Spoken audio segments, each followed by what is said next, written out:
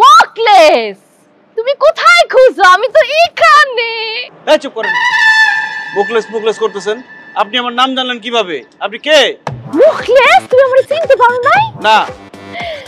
আমি তোমার বউ শেফালি। ইয়াল্লাহ, শেফালি, তোমার এই অবস্থা কেন?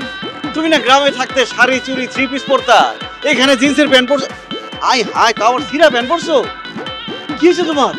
মকলেস, তোমার বুঝতে হবে এখন আমি কোথায়।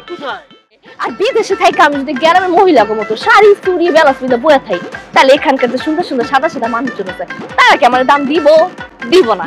এর লেগা আমি বিদেশি মানুষকে মতো একটু গেট আপ লইস। আরে দেখছো, সিরা ছিল না, আমি দাও দিয়া কোপা এরপরে সিসি। কেমন লাগতেছে আমার?